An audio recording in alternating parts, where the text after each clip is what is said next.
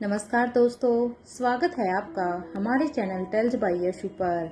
यहाँ पर आपको मिलेंगी अनोखी और रोचक कहानियाँ।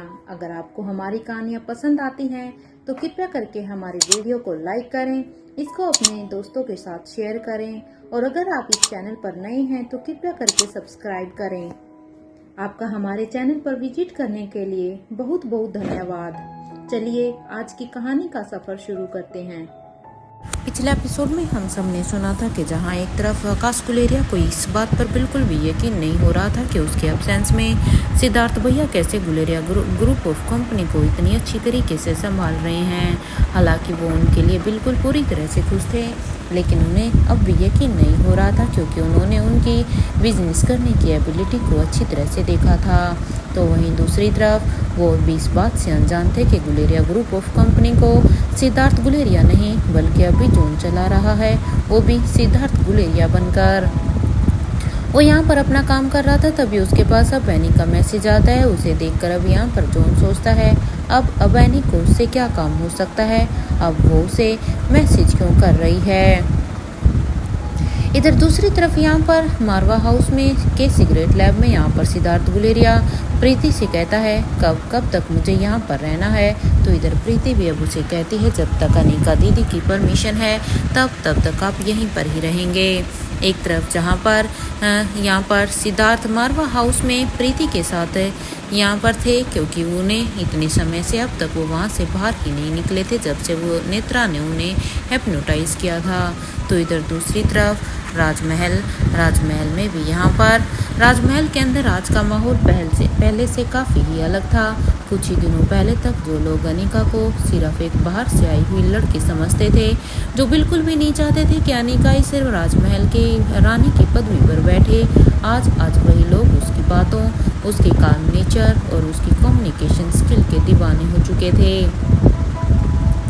क्योंकि अब इन लोगों के पास कोई भी ऐसा ऑप्शन नहीं था जिससे वो यहाँ पर अनिका को इस राजगद्दी से हटाने की सोच सके, क्योंकि यहाँ पर उन्होंने अनिका को राजगद्दी से हटाने के लिए न जाने कौन कौन से षड्यंत्र रचे थे, लेकिन जितनी शांतिपूर्वक अनिका यानी कि अनी ने ये सब कुछ हैंडल किया था, अब यहाँ पर उनके पास कोई और मुद्दा ही नहीं था जिससे वो अनिका को यहाँ से निकालने की सोचें। इधर राजमहल के इवन बड़े से बड़े एडवाइजर तक उन्होंने भी मानना शुरू कर दिया था कि अनिका के अंदर एक अलग ही लीडरशिप क्वालिटी है जो राजमहल की रानी के अंदर होनी चाहिए।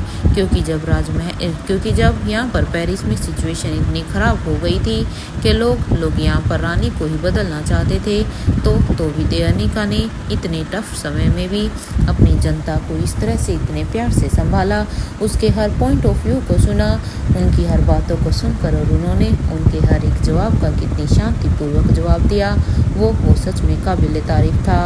जब भी यहाँ पे राजमहल के सर्वेंट्स या पब्लिक के लोग किसी कन्फ्यूजन या डर में होते, तब अनिका बस 2 शब्दों में ही उन्हें इतना कॉन्फिडेंस दे देती कि सब यहाँ पर सब कुछ संभल जाता। अब यहाँ पर सच कहें तो फ्रांस की पूरी प्रजा अब अनिका के रानी के पदव्य होने की वजह से बहुत ही खुश थी।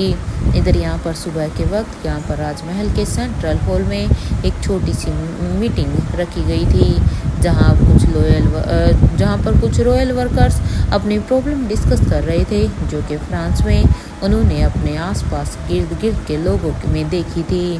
पहले अक्सर इन मीटिंग में जब अनिका इन मीटिंग को लेती थी तो थोड़ा बहुत झगड़ा हो जाता था, थोड़े बहुत उनके बीच में डिस्प्यूट होते थे क्योंकि वो अनिका के ऊपर ट्रस्ट नहीं कर पाते थे, लेकिन आज यहाँ पर अनिका ने सबको शांत कर दिया था। हर इंसान की प्रॉब्लम उसके लिए इम्पोर्टेंट है, अनिका यहाँ पर साफ शब्दों में कहती है, चाहे कोई इंसान बड़ा हो या छोटा, देखो यहाँ पर मेरे लिए सभी एक बराबर है और मेरे लिए सबकी प्रॉब्लम बहुत ही मायने रखती है। लेकिन हाँ, सबसे बड़ी बात तो ये है, अगर हम एक दूसरे को ही नहीं सुनेंगे तो सॉल्यूशन कैसे निकालेंगे। अनिका ये सब प्यार से कहती है और ये सब सुनकर अब यहाँ पर जितने भी यहाँ पर पेरिस के कुछ लोग जो यहाँ पर मौजूद थे, उनके चेहरों पर भी एक स्माइल थी और सच में उन्हें इतना अच्छा लगता है कि अब शायद फ्रांस की राजगद्दी आज इस एक सही हाथों में है। हालांकि कभी नालिशा भी काफ़ी अच्छी रानी थी, लेकिन अनिका यानी कि एनी ने इसे और भी अच्छी तरीके से संभाला हुआ था। इधर अनिका की आवाज़ में इतनी सिंसियरिटी थी कि कुछ ही पल में वहाँ पर हॉल का शोर बिल्कुल ही अब ख़त्म हो गया था। या इधर ये सब कुछ देखकर तो बड़ी रानी के चेहरे पर एक स्माइल आ जाती है, क्योंकि बड़ी रानी ने उस दिन जब यहाँ पर सारी की सारी प्रजा अनिका के विरुद्ध थी, जब बड़ी रानी को कुछ समझ में ही नहीं आ रहा था कि आखिर ये सब कैसे संभाला जाएगा, तब अनिका ने यानी कि एनी ने अपनी इसी एबिलिटी को यूज़ करके सभी को शांत किया था। और उन्होंने बस अगले दिन का समय मांगा था और आज वही दिन था। आज यहाँ पर ये सब कुछ देखकर सच में उन्हें यकीन नहीं हो रहा था कि अनिका सच में इतने कम समय में यहाँ पे फ्रांस को इतनी अच्छी तरीके से संभाल लेगी। लेकिन यहाँ पर उनके मन में फिर से एक छिपा हुआ दर्द वो जो उनकी आंखों के सामने आ जाता है और उनकी आंखें यहाँ पर थोड़ी सी नम हो जाती है। लेकिन क्योंकि यहाँ पर मीटिंग चल रही थी, इसलिए बड़ी रानी यहाँ पर अपनी इमोशंस को कंट्रोल करती है और यहाँ पर किसी को भी जाया ही नहीं होने देती कि आखिर उनके दिलो दिमाग में क्या चल रहा है। कुछ समय बाद जब यहाँ पर ये मीटिंग ख़त्म हो जाती है, तो ये मीटिंग ख़त्म होने के बाद क्योंकि अनिका ये सब यहाँ पर ऑनलाइन ले रही थी, इसलिए अनिका तो वहाँ से अब इस मीटिंग को ख़त्म कर देती है। तो अब तक यहाँ पर बड़ी रानी, जो कि यहाँ पर रानी लतिका के साइड वाली चेयर पर बैठी थी, अब वो यहाँ पर सभी को, क्योंकि ये सारे वीआईपी होते थे और यहाँ पर राजमहल का कल्चर था कि सभी वीआईपी को यहाँ पर जितने भी लोग थे उन्हें अच्छी तरीके से उन्हें ट्रीट किया जाए, इसलिए यहाँ की ये सारी रिस्पॉन्सिबिलिटी पूरी करने के बाद अब वो यहाँ पर सबसे पहले रानी लतिका को उसके रूम में भेजती है और उसके बाद अब वो यहाँ पर अपने रूम की तरफ बढ़ जाती है। बड़ी रानी यहाँ पर धीरे धीरे अपने रूम की तरफ चली गई थी। इधर रूम के अंदर जाते ही अब यहाँ पर उनकी नज़र सीधा ही दीवार पर जाती है, जहाँ पर धनंजय पीरामल की एक तस्वीर पर टंगी हुई थी और उसके ऊपर एक माला भी लगी हुई थी। उस तस्वीर को देखकर अब यहाँ पर बड़ी रानी बहुत ही इमोशनल हो जाती है। अब तो उनकी आंखें पूरी भर गई थी, मानो अभी उनकी आंखों में से आंसू नीचे छलक कर पड़ेंगे। और वो यहाँ पर अब उस तस्वीर के पास गई और अब वो उस तस्वीर पर अपने हाथ को फेरते हुए अब उन्हें छू कर बोली, काश भाई हमने आपको उस समय रोक लिया होता, आपको हमें वहाँ पर जाने ही नहीं दिया होता, तो आज हमारे साथ आप होते। आज मुझे आपको इस तरह से याद नहीं करना पड़ता। ये मेरी गलती है। मुझे आपको उस समय वहाँ पर सूर्या से लड़ाई करने के लिए आपको जाने ही नहीं देना चाहिए था। हालांकि मुझे पता है कि आप कितने अच्छे फाइटर थे, लेकिन क्योंकि सच में हम सूर्या पर विश्वास भी तो नहीं कर सकते थे, और देखो वहीं पर ही आप हार गए। अब यहाँ पर ये कहते हुए ही बड़ी रानी की आवाज़ अब धीरे धीरे टूटने लगती है और अब वो यहाँ पर अपनी टूटती हुई आवाज़ से अब फिर से धीरे धीरे बुदबुदा कर कहती है, क्या ज़रूरत थी धनंजय आपको? हाँ, अरे सूर्या भाई से टक्कर लेने की। हमें तो अच्छी तरह से पता है ना कि सूर्या की संगत स्टार्टिंग से ही कैसे थी। वो कभी हम लोगों का अपना था ही नहीं। अरे हम मानते हैं कि वो हमारे कज़न हैं, हमारी माँ के वो रिलेटिव हैं, लेकिन इसका मतलब ये नहीं था ना कि वो हमारा भला चाहते हैं। ये तो आप भी जानते थे ना कि वो राजमहल के कितने बड़े दुश्मन हैं। अरे उन्होंने तो कभी ये भी नहीं चाहा कि यहाँ पर राजमहल में जब भी कभी कोई किसी भी रानी को यहाँ पर राजगद्दी संभाली जाती थी, तो उन्होंने उनके लिए हर बार कोई ना कोई चैलेंज क्रिएट किया है। ये बात तो आप भी जानते थे और आप ये भी जानते हो कि अपने दुश्मनों पर कभी भी रहम नहीं करना चाहिए। लेकिन फिर भी पता नहीं भाई आपने ऐसा डिसीजन क्यों लिया। और सबसे बड़ी गलती तो यहाँ पर मेरी है। मुझे तो सब कुछ पता था ना। मुझे तो सूर्य के बारे में भी अच्छी तरह से पता था कि वो कैसा है, और वो हमारा अपना कभी था ही नहीं, क्योंकि वो हमारा दुश्मन है। लेकिन फिर भी मैं आपको रोक नहीं पाई। और ये कहते हुए ही यहाँ पर बड़ी रानी की आंखों से अब आंसू गिरने लगते हैं, और अब वो यहाँ पर अब जोर जोर से रोने लगती है। और अब वो यहाँ पर कहती है, सूर्या ने हमसे हमारा भाई छीन लिया है। उन्होंने बिल्कुल उसके पीछे से उसके ऊपर वार किया है, जैसे कायर करता है। अरे सच में शौर्य तो कायर है ही, उसके लिए हम उसे कभी भी माफ़ नहीं करेंगे। अब तक हम चुप इसलिए थे क्योंकि कोई नहीं, वो हमारी माँ के रिलेटिव्स थे, लेकिन फिर भी हमें इस चीज़ से शांति थी कि वो हमारा कुछ बिगाड़ नहीं पा रहे हैं। लेकिन अब क्योंकि उन्होंने हमारा सब कुछ हमसे छीन लिया, उन्होंने हमसे हमारे धनंजय भाई को छीन लिया, इसलिए इसके लिए तो हम अब उन्हें कभी माफ़ भी नहीं कर पाएंगे। अब यहाँ पर बड़ी रानी को धनंजय के खोने का काफ़ी गम था और वो बस यहाँ पर उसकी तस्वीर के सामने देखकर मानो अब पूरी तरह से ही टूटने लगती है और मानो वो यहाँ पर अब अपने ही गिल्ट में थी कि काश उन्हें उस समय रोका होता, उन्हें उस समय धनंजय को उसके साथ फाइट करने के लिए नहीं जाने दिया होता, तो आज धनंजय उनके पास होते। और वो यहाँ पर कहती है सच में ये हमारी ही गलती है। अब वो यहाँ पर ये भी कहती है कि आप अच्छी तरह से जानते थे कि दुश्मनों के साथ कैसे बिहेव करना है और आप उसके नेचर के बारे में भी जानते थे, लेकिन फिर भी पता नहीं धनंजय उस समय तुम्हारे मन में ऐसा क्या आया जो तुमने उसके ऊपर रहम करने की सोची, क्योंकि तुम तो उसे अच्छी तरह से जानते थे। जैसे हम इधर यहाँ पर एक तरफ बड़ी रानी अपने भाई धनंजय पीरामल को काफ़ी मिस कर रही थी, तो इधर बूढ़े किंग के पैलेस में आज किंग भी यहाँ पर अपने कमरे में खड़े हुए थे। अपने कमरे में खड़े होकर वो यहाँ पर विंडो के पास खड़े थे और वो अपनी गहरी ही सोच में थे। उनके दिमाग में भी यहाँ पर बस एक ही बात खटक रही थी कि जब वो वहाँ पर रोहित को उस हिमालय के रीजन में जहाँ पर यशपाल अग्रवाल ने उन्हें वहाँ पर किडनैप करके रखा हुआ था, तो वो वहाँ पर वो दौड़ कौन थी। अब ये सोचते हुए ही यहाँ पर किंग अभी अपने उन्हीं पुराने ख्यालों में चले जाते हैं जब वो रोहित को बचाने के लिए वहाँ पर गए थे। किंग जो कि यहाँ पर अपने पैलेस में थे तभी उन्हें यहाँ पर एक पंछी उनकी विंडो पर आकर खड़ा हो गया था। इधर जैसे ही वो पंछी यहाँ पर उनकी विंडो पर आकर खड़ा होता है, तो अब वो यहाँ पर अपनी आंखों से देखा हुआ सारा का सारा हाल यहाँ पर किंग को बता देते हैं। इधर किंग को जैसे ही उस पंछी की ये सारी की सारी बातें पता चलती है, तो किंग के हाथों की मुठ्ठियाँ पूरी तरह से बंद हो गई थी, मानो उन्हें यहाँ पर अब इस बात को सुनने के बाद बहुत ही गुस्सा आया हो। और अब वो यहाँ पर सीधे ही अब उस पंछी से कहते हैं कि तुम जाओ और तुम उस पर अपनी नज़र बना कर रखो, अब आगे क्या करना है वो मैं अच्छी तरह से संभाल लूँगा। इधर किंग की इस बात को सुनने के बाद अब वो पंछी भी वहाँ से उठकर चला गया था, तो इधर किंग ने भी यहाँ पर अब जल्दी से अब अपने फाइटर को आगाह कर दिया था कि अब सामने से लड़ने की बारी आ गई है, क्योंकि अब यहाँ पर जो बात किंग को पता चली थी वो सच में बहुत ही बुरी बात थी, क्योंकि उन्हें यहाँ पर के रोहित के बारे में पता चली थी कि हिमालय की पहाड़ियों में रोहित को वहाँ पर एक गुफा में कैद करके रखा गया है। जैसे ही किंग को ये बात पता चलती है, तो उसे अब अपने दुश्मनों पर बहुत ही गुस्सा आता है।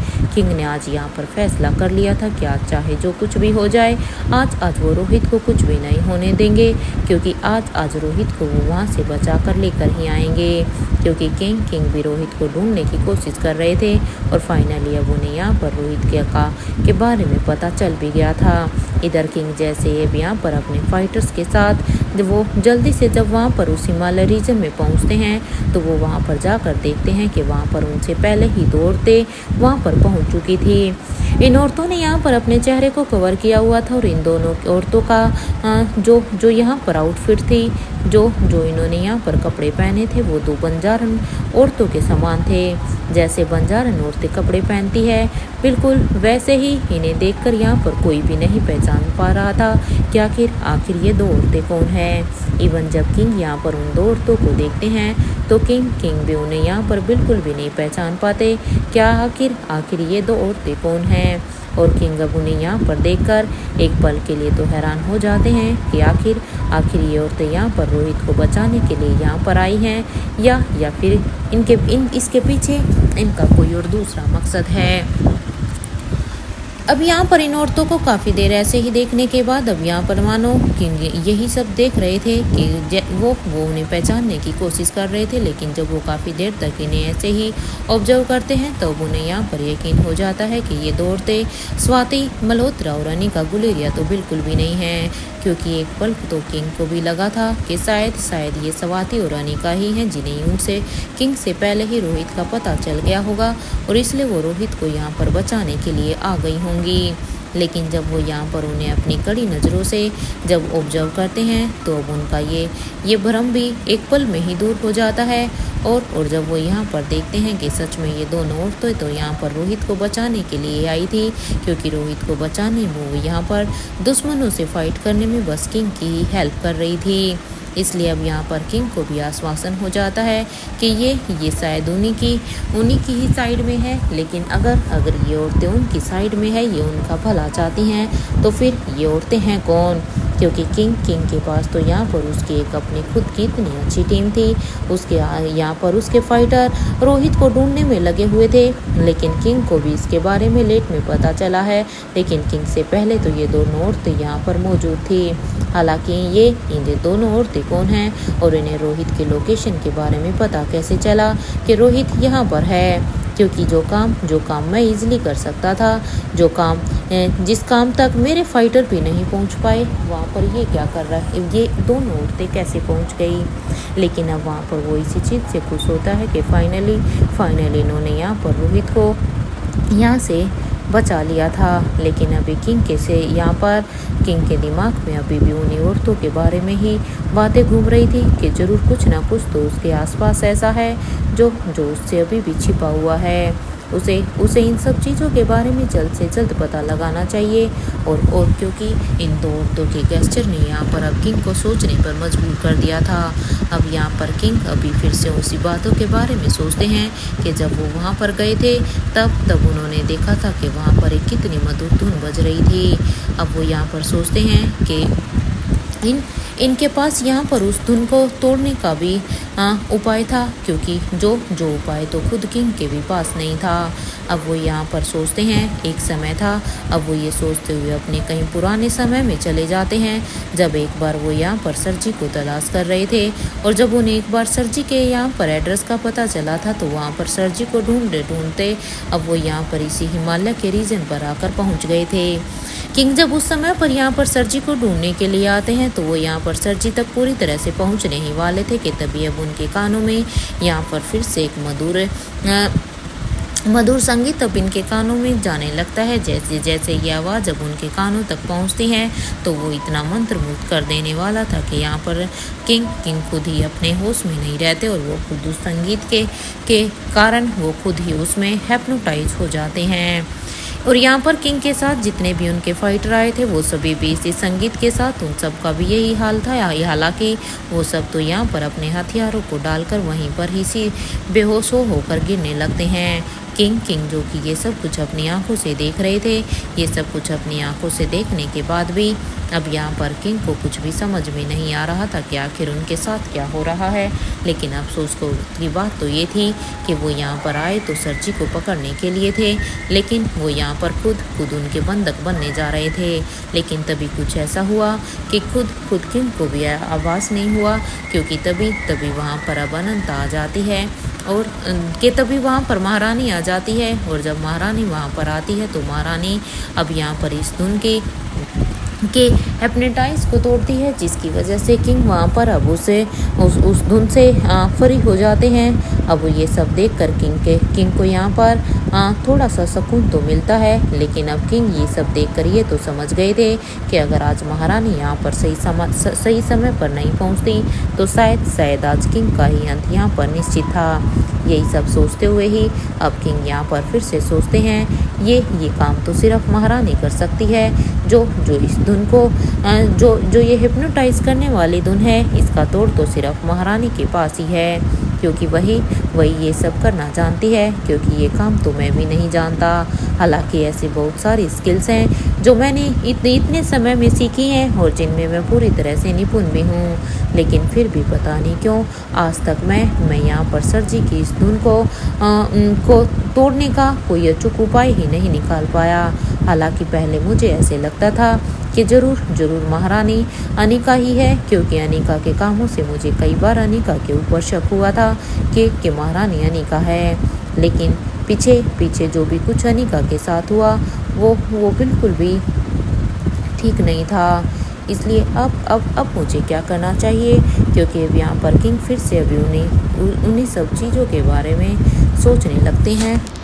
जब अनिका यहाँ पर गुलेरिया हाउस में प्रिंसेस लतिका को बचाने के लिए जाती है तो वहाँ पर जब नेत्रा से फाइट कर रही थी तो वहाँ पर जब राजेश्वर पीरामल वहाँ पर पहुँचते हैं तो उनके पास यहाँ पर ये वही धुन थी। और जब वो ये धुन बजाते हैं तो वहाँ पर जाने के बाद खुद अनिका भी इसमें सम्मोहित हो गई थी, खुद अनिका भी इसमें हिप्नोटाइज हो गई थी। और उसके बाद नेत्रा ने और यहाँ पर सरजी ने उन्हें बड़ी ही अच्छी तरीके से उन्हें किडनैप कर लिया था। और जैसे ही अब यहाँ पर किंग के दिमाग में ये सब बातें आती हैं तो अब वो यहाँ पर किंग सोचते हैं नहीं मेरा ये ख्याल पूरी तरह से गलत था। मैं सोच रहा था कि शायद महारानी ने अपनी लेगेसी अनिका को दी होगी, लेकिन नहीं, अनिका तो खुद उसमें हिप्नोटाइज हो गई थी। नहीं अनिका वो नहीं हो सकती। कौन है वो जो अभी तक मेरी आंखों से छिपी हुई है। हालांकि ये तो मैं पता लगा कर ही लाऊंगा, लेकिन सबसे बड़ी बात तो मेरे लिए ये है कि आखिर यशपाल अग्रवाल ये सब करना क्यों चाहता है। यशपाल अग्रवाल ने इस खतरनाक ऑर्गेनाइजेशन की नींव को रखा। ये सच में मेरे लिए बड़ी ही हैरान करने वाली बात है। हालांकि इसके ऊपर तो मुझे शक काफ़ी सालों से ही था। तो मुझे यशपाल के ऊपर शक तो तभी से ही था जब अनंता जिंदा थी। हालांकि मैंने एक बार खुद अनंता को इसके बारे में बात भी की थी। मैंने अनंता को ये बताया भी था कि यशपाल जरूर कुछ न कुछ ऐसा बड़ा करने वाला है जो शायद इंसानियत के लिए बिल्कुल भी ठीक नहीं है। पता नहीं क्यों मुझे उसके ऊपर सच में पहले ही शक हो गया था। लेकिन जब मैंने अनंता को ये सब बताया तो उस समय अनंता ने बिल्कुल भी मेरी बात पर यकीन नहीं किया, क्योंकि अनंता मेरी बात पर यकीन करना ही नहीं चाह रही थी। शायद उसे अपने भाई पर भरोसा ही इतना ज़्यादा था। उस समय सच में अनंता ने एक गलती की। अगर उस समय अनंता ये सब जानने की कोशिश करती तो शायद आज इस ऑर्गेनाइजेशन की नींव ही नहीं बनती। लेकिन एनीवे अब किया जा सकता है। अब बस यहाँ पर इंतज़ार है सब चीज़ों को अपने अकॉर्डिंग करने का, क्योंकि जब सारी चीज़ें अपने अकॉर्डिंग होगी तभी अब यहाँ पर हम एक युद्ध का ऐलान करेंगे। क्योंकि अब यहाँ पर लड़ाई आमने सामने की करनी होगी। लेकिन सबसे पहले हमें ये एश्योर करना होगा कि उसमें हमारे किसी भी अपने को कोई भी हानि ना हो, क्योंकि ये मेरा रूल हमेशा से ही रहा है। भले दुश्मन एक या दो बार फिर से बार बच जाए, लेकिन हमारे किसी अपनों को किसी भी तरह की माल या जान की कोई भी हानि नहीं होनी चाहिए, और ना ही हमारे टीम के लोगों की। जहाँ पर किंग अभी भी ये सब सोच रहे थे तो वहीं इधर दूसरी तरफ लंदन के एक गांव में यहाँ पर अब अनंता अपनी एक गहरी ही सोच में थी। अनंता को देखकर ऐसा लग रहा था जैसे वो यहाँ पर अपने किसी गहन विचार में ही है, क्योंकि जब यहाँ पर भाग्यश्री आती है तो भाग्यश्री यहाँ पर अनंता को 2-3 बार आवाज़ लगाती है, मैडम। लेकिन अनंता के कानों पर भाग्यश्री की आवाज़ का कोई भी असर नहीं हो रहा था, जिसे देखकर अब यहाँ पर भाग्यश्री भी थोड़ी सी हैरान हो जाती है। और अब यहाँ पर ये सब देखकर अब भाग्यश्री अनंता के पास बढ़ जाती है और अब वो उसके पास जाकर अब वो उसके हाथ पर अपना हाथ रखते हुए कहती है, मैडम आप कहाँ खोई हुई हैं। अब जैसे ही यहाँ पर अनंता को अपने हाथ पर भाग्यश्री के हाथ का स्पर्श होता है तो वो यहाँ पर अपने सेंस में आती है और अब भाग्यश्री से कहती है, हाँ भाग्यश्री कहो, तुम कब आई। अब यहाँ पर उसकी बात को सुनकर अब भाग्यश्री कहती है, बस मैडम थोड़ी देर पहले ही। लेकिन पता शायद आपके कोई गहरे विचार में थी, शायद इसीलिए आपको मेरी आवाज़ सुनाई नहीं दी। अब उसकी ये बात सुनकर अब यहाँ पर अनंता कहती है, हाँ बस सोच रही थी कुछ। वैसे तुम बताओ क्या करने के लिए आई हो, क्या कोई ज़रूरी बात थी क्या। अनंता की इस बात को सुनने के बाद अब यहाँ पर भाग्यश्री कहती है, हाँ मैडम, वो क्या है ना कि मैं बस धनंजय पीरामल के लिए आप जो लेप बनाने वाली थी ना, मैं बस उसके बारे में पूछने के लिए आई हूँ। क्या क्या वो लेप बन गया है मैडम? अब यहाँ पर ये सुनते ही अब यहाँ पर अब अनंता कहती है, हाँ हाँ काम जारी है। तो इधर अब यहाँ पर भाग्यश्री कहती है, वो क्या है ना मैडम कि हमें टाइम टू टाइम वहाँ पर धनंजय पीरामल के लिए उस लेप और उनकी दवाइयों को भिजवाना होता है, क्योंकि ये लेप ही है जो धनंजय को ठीक कर सकता है। बाकी यहाँ पर और कोई भी ऐसी दवाई नहीं है जिस पर धनंजय का असर हो सकता है। भाग्यश्री की ये बात सुनते ही अनंता कहती है, हाँ बस ये काम तो हो जाएगा, लेकिन तुम पहले मुझे पहले ये सारी की सारी बातें छोड़ो और पहले मुझे ये बताओ कि राजलक्ष्मी और मयूर यहाँ लंदन में अरुण के साथ है ना? क्या वो पूरी तरह से ठीक है? अब उसकी इस बात को सुनकर अब भाग्यश्री हाँ मैं अपना सिर हिला देती है और कहती है, हाँ मैडम, वो यहाँ पर लंदन में ही है। वैसे मैडम मुझे आपसे एक और बात करनी थी। अब वो अच्छा हुआ मुझे अभी याद आ गई। अभी यहाँ पर भाग्यश्री की ये बात सुनकर अभी यहाँ पर अनंता कहती है, हाँ भाग्यश्री बोलो, क्या कहना चाहती हो? तो अभी यहाँ पर भाग्यश्री कहती है, वो क्या है ना मैडम कि अनिका गुलेरिया का मेल आया हुआ था। भाग्यश्री की यह बात सुनकर अब अनंता कहती है, अनिका का मेल आया हुआ था? क्या कह रही थी अनिका? क्या वो कुछ ज़रूरी बात कर रही थी? क्योंकि देखो, अगर अनिका ने मेल डाला है तो ज़रूर उसमें कुछ ना कुछ तो इम्पोर्टेंट होगा ही, क्योंकि अनिका कभी कोई ऐसा वैसा मेल नहीं डालती। अब उसकी इन बातों को सुनकर अब यहाँ पर भाग्यश्री कहती है, हाँ मैडम, आप बिल्कुल सही समझ रही हैं, क्योंकि अनिका को रोहित बाबा की काफ़ी चिंता हो रही है। उसने बस ये जानने के लिए मेल डाला है कि रोहित बाबा की याददाश्त को आने में और कितना वक्त लगेगा, क्योंकि 6 महीने तो ऑलमोस्ट हो ही चुके हैं और वो अब उनकी याददाश्त को लेकर थोड़ी सी चिंतित है। इसलिए बस वो यहाँ पर उस टाइम के बारे में पूछ रही है। अब आप बताइए मैडम, मैं उन्हें क्या रिप्लाई दूँ?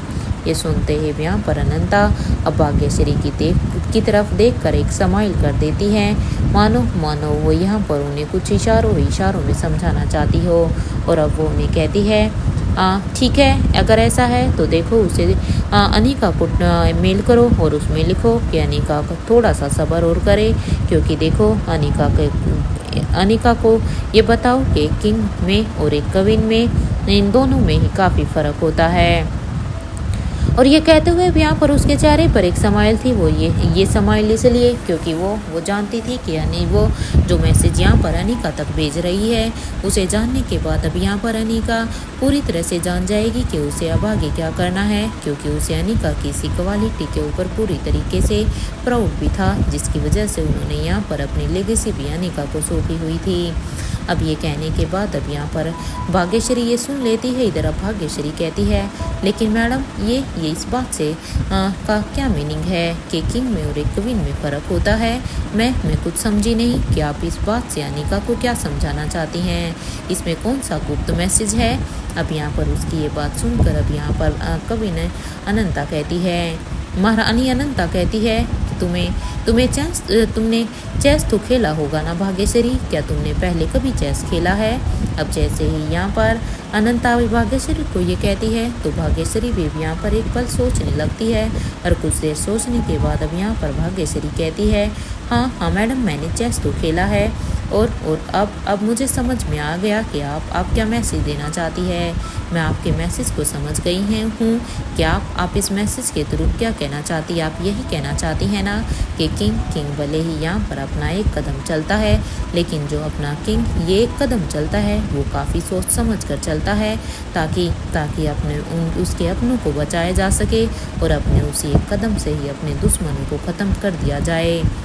लेकिन यहाँ पर कविन पूरा विपरीत सोचती है, क्योंकि कविन यहाँ पर किंग से अपोजिट सोचती है। वो बस यहाँ पर बिना ज़्यादा कुछ सोचे बस चल देती है, और वो कविन यहाँ पर सिर्फ मारना जानती है। कविन अपने सामने किसी भी दुश्मन के लिए कोई भी रहम नहीं रखती। उसके सामने यहाँ पर जो भी आ जाता है वो उसे बस पल भर में ही यहाँ पर उसे ख़त्म करती चली जाती है। उसके लिए यहाँ पर रिश्तों में अगर कोई दुश्मन भी है, कोई धोखेबाज भी है, तो वो उसके ऊपर भी रहम नहीं करती। मैडम, आपकी बात को सुनकर तो सच कहूँ अब मुझे भी लगने लग गया है कि जंगल के शेर और शेरनी अब बहुत जल्द ही दहाड़ने वाले हैं, और देखना उनकी दहाड़ इतनी ज़्यादा होगी कि खुद हमारे दुश्मनों के भी कलेजे फट जाएंगे, क्योंकि अब ये दहाड़ जल्दी ही शुरू होने वाली है। अब सच कहूँ मैडम, तो मेरे लिए भी ये सब देखना काफ़ी इंटरेस्टिंग होगा, क्योंकि अब खेल में मज़ा तो अब आएगा।